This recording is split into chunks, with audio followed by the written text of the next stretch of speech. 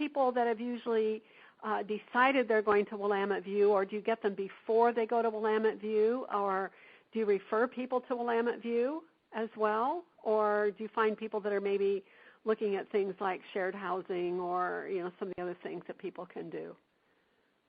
What I'm just now beginning to do is take that same product and roll it out to the public in different ways. Mm-hmm. It's been really wonderful doing it almost exclusively for Willamette View. I've really enjoyed that, especially because I do have my fingers in other things. I'm working on the villages and that kind of thing.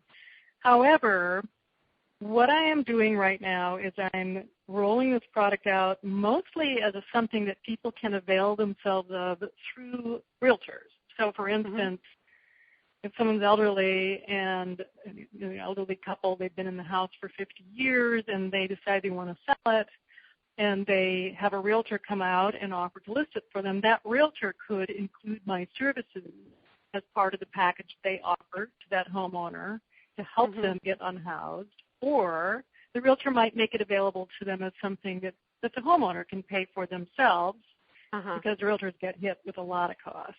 But the homeowner can pay for it at closing as long as I trust the realtor to get it sold and do it right. I've got a program set up so that they get the whole same similar package and they can pay for it at closing. And the other thing I'll be doing is making it available through financial planners, estate planners, elder law attorneys, and eventually I'd like it to be available in a number of ways. But I'm trying to be judicious in how I bring this to market because I'm still, to be honest with you, I need to train people in to work under me and make sure that they're really qualified so that I don't find myself with more work than I can handle. Because it can be really time-consuming. I can see that there could be a really nice business for you there to, kind of be the central information resource finder, and that you are not, attached to any particular outcome per se, but that you help people unhouse, make this decision. And if they're going to sell the house, you have a package of services and they pay for it at closing. I think that's very smart of you. I can see this could be a whole new business model that would work for people. I like it. Thank you. And it's kind of like a lot of people don't know about senior move managers, who I use quite a bit. It's another new model. It's fairly new in the country. It's lovely. And it's, it's that piece of somebody, some people can just take what they need and go and let an estate sale person work with the rest of it. But some people really need help getting things out of cupboards to even see what they've got. And that kind of work, move managers are amazing at helping people sort and figure out what they really value and cherish. And what do they do with the rest? And can you ship this back east to the grandkids? And the move managers are a nice new business that people don't really know about. Yes. And I think that we'll see more of that kind of thing. My business is like that too. I think it should be everywhere. I know. When my husband and I talk about this, and he says, we'll be out of this house. And I say, well, if we're going to get out of this house, we might as well start now because it's going to take us 3 years to downsize to something. So we should start this weekend. I can make it quicker and easier, Jackie. I can help. Don't lift a finger till you see me. I'm telling you. So do you see, as you do this and say you're doing it for other centers, not just Willamette View, what I keep seeing a lot of in Portland are these apartment buildings going up with no place for a car. What's going to happen with that in senior housing? Is it just going to be people that can walk somewhere? What's going to happen? I don't think most of those buildings, unfortunately, are really thinking about older adults. They're thinking about bicyclists. Yeah, probably. Thinking about young people. And that's a real problem with our overall culture of builders at this point. I was recently at I mentioned this age-friendly Portland gathering. I've been at a number of them. I know a lot of the players, and I've been involved with that. And, there was a builder there. I really like him. I think he's a very candid, really good man. But he made this, he said, what did he say? We build to the fat of the market, and the fat of the market is 35 to 45 years old, and they don't care about features that are going to make that house work for them when they're 80. Yeah. And so that's still the mentality of a lot of builders. There are some good forward-thinking builders. Troy Farnsworth is building for multifamily housing. He's kind of building at a little higher income level than where I think the vast majority of people are, unfortunately, but I think he's doing good work. And I think that's something worth looking at. There's been a lot of mythology continuing about the wealthy boomers and how much money the boomers have. And I'm just starting to find statistics I'm a lot more comfortable with about how gutted the middle-class boomer population really is and how unprepared.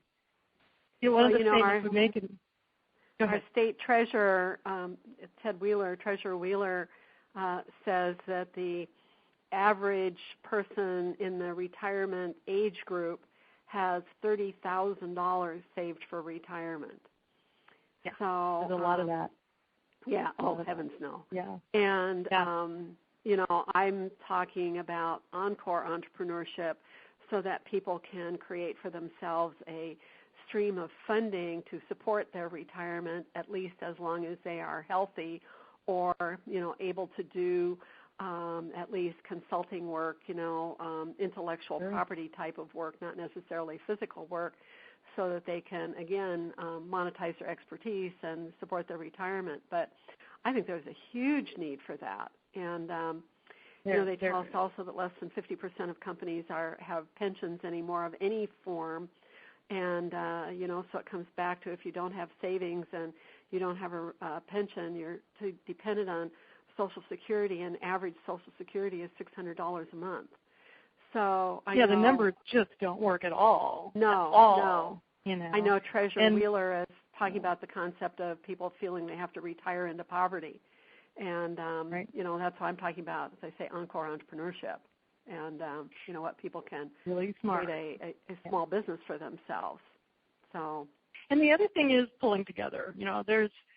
I have my fingers in some other pies around, I would like to be part of launching a demonstration project next year for the city of Portland that has to do with helping groups of older adult homeowners come together and be supported by the city in the terms of perhaps variances or overlays to allow them to create income streams out of their properties through accessory dwelling units and come together and avail themselves of being able to get good pricing on how it's done because they're a group, and get good financial support through maybe credit unions or even private investments, and see people be able to leverage their properties to get income stream, which would be good for everybody in the neighborhood, the businesses in the neighborhood, the people doing the work.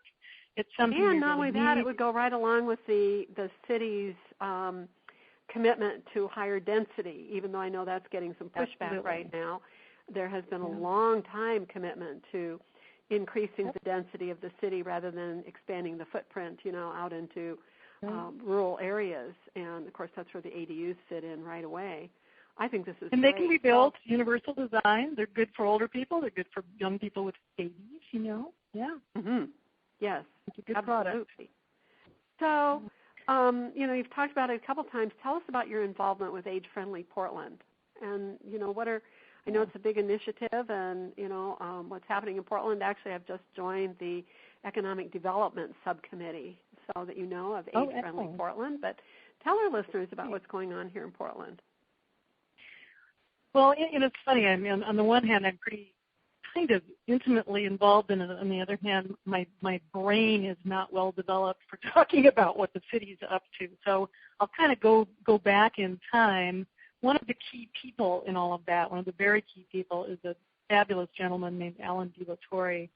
And I met Alan, and he actually presented at a networking organization I was part of as I was moving into my seniors real estate work called Metropolitan Senior Network. And he spoke about Portland's part in the World Health Organization's study on age-friendly cities and how Portland represented the United States. This was, there were all these many countries involved in it, and the United States was represented, I think, largely by Alan's efforts and Margaret Neal's efforts with the Institute on Aging here at the university. They were part of it, and he came and did a presentation on it and talked about how do people worldwide define successful aging? What does that mean to them? And then if you find people who, by their own criteria, state that they are having the experience of successful aging, what's true about their environment? So you can extrapolate. What do you need to do with a city, with a house, with a culture? What do you need to do? What do you need to support? What services do you need to make sure are there? And how do you need to shape the physical world in support of that for people to experience a successful aging experience? So AARP got very much invested in this and started talking about aging in community. Not so much aging in place, but aging in community, because that's what people really want, is to stay in their neighborhood. They want to stay around the people they know. They want to go to their church and their, stores and all of that. So they got involved in it, and I think, again, a lot through Margaret Neal and Alan Torrey. They really worked with the city. Alan has a double major, so he has a major also in urban planning. So he got very involved with the urban planners from this gerontology outlook and spearheaded a lot of this, and I'm sure a number of other really great people were involved as well. However, they started doing these series of age-friendly. There's been age-friendly Portland and age-friendly counties, conference that involved Clark County and Washington County and Clackamas and Multnomah, and there's been a number of these kinds of conferences to get people looking at and talking about what do we need to do to actually be age-friendly? What do we have to do? I'm an entrepreneur. I've been an entrepreneur all my life. I don't suffer academia well, for all that I have my degree, have my BS, and I don't suffer the workings of government super well either, although I have every intention of getting better educated in that. So I don't remember names, and I'm kind of lame about the structures and what departments are there and how they all work. What I do know is that it's a slow wake-up. It is a slow wake-up for city government to really look at this. One of the most impressive stats that I heard at this last meeting was that by 2025 in Clark County, there will be 71% of the households will be headed by somebody 65 or older. Wow. 71%. Wow. That's a wake-up call. Yes. And, and in the cities, we all know there's budget problems and financial problems, and there's a zillion issues to talk about, and some of them are very, very high profile and pressing and dramatic, and, how are we going to help those old people is kind of how the thinking goes. And even people who are 70 years old tend to think of those old people. I hear people talk about the village movement as a way to keep old people in their homes, and I'm like, no, I don't think so. That's not the language we need to be using. That's not. No. That's a really internalized ageism way of going at this. It's not where we. But unfortunately, it's really prevalent, and it's innocent in a way. It's a very internalized kind of bigotry, so that people don't want to deal with older people, elders. So it's happening way too slow, and we need things like the villages, literally, if we're going to not see, I think, massive poverty among older adults. I think the villages have a lot of ways to help. I work part-time for the Portland Community College Small Business Development Center, and we have launched our Encore Entrepreneur Program to help seniors, people 50 plus, as I call it, monetize their expertise and use what they know to create a solo business, which is usually a consultancy or a teaching or mentoring or coaching, lecturing, writing, something where they're selling what it is that they know in order to produce income. And it has been extremely popular, and we're looking at it as one small solution for a lot of people, particularly as long as they're healthy and can get around, that they can extend their earning life and make some money to support that retirement. And as I say, it's just one little piece of it, but I think it's a very important piece of it that we're experiencing what we're calling the longevity bonus. And so if people are healthy and curious and energetic and living